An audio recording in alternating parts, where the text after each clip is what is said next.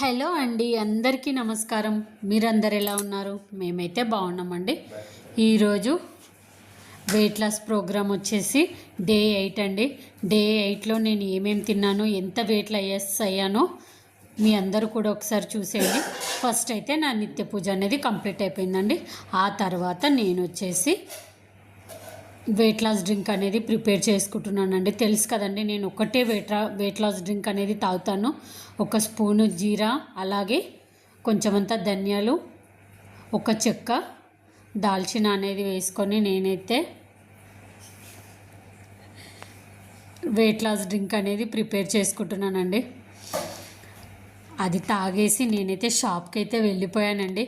వెళ్ళిపోయి ఇంటికి వచ్చిన తర్వాత నేను పేలాలతోటి సుశీల అనేది ప్రిపేర్ చేశానండి. కొంతమంది సుశీల అంటారు, అలాగే ఇంకొంతమంది వచ్చేసి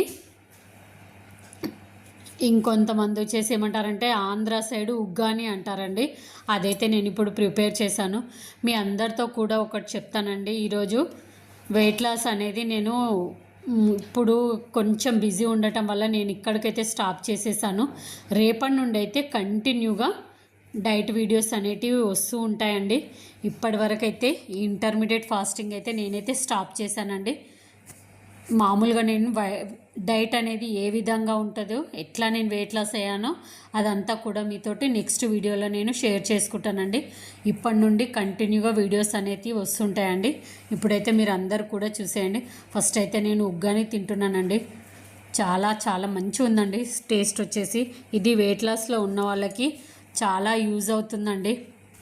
కడుపు నిండింది అన్న ఫీలింగ్ ఉంటుంది. అలాగే చాలా తక్కువ క్యాలరీస్ కూడా ఇందులో ఉంటాయండి. ఈ విధంగా నేనైతే బ్రేక్ఫాస్ట్ అనేది కంప్లీట్ చేస్తున్నానండి. ఇంకొకటండి, నేను డే ఫస్ట్ రోజు 66 kgs ఉన్నానండి. డే 2, డే 3లో వచ్చేసి 65 kgs ఉన్నానండి. అలాగే డే 4లో 64.500 grams ఉన్నానండి.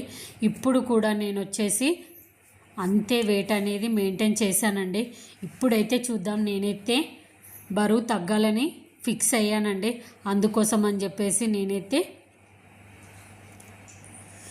ఈ వెయిట్ లాస్ ప్రోగ్రామ్ని అయితే కంటిన్యూ చేస్తున్నానండి. రేపటి నుండి అయితే డే 1 వెయిట్ లాస్ ప్రోగ్రామ్స్ అయితే మీ ముందుకైతే వస్తూ ఉంటాయండి. మీరందరూ కూడా ఇప్పుడు ఎలాగ సపోర్ట్ చేశారో అప్పుడు కూడా అలాగే అందరూ సపోర్ట్ చేయండి. ఓకేనా అండి? నేను తినేసి అయితే షాప్కి అయితే వెళ్ళిపోయానండి. నేను ఇది వచ్చేసి ఉగ్గాని వచ్చేసి 10:30కి అట్లా నేను బ్రేక్ఫాస్ట్ అనేది కంప్లీట్ చేసుకున్నానండి. ఆ తర్వాత షాప్కి వెళ్ళిపోయి మళ్ళీ ఇంటికి వచ్చి నేను మిల్ మేకర్ పలావ్ అనేది చేశానండి. మిల్ మేకర్ పలావ్ అయితే చాలా బాగా వచ్చిందండి. రెసిపీ ఎలా వస్తుందో అని చెప్పేసి మీ అందరితో కూడా నేను షేర్ చేయలేదు.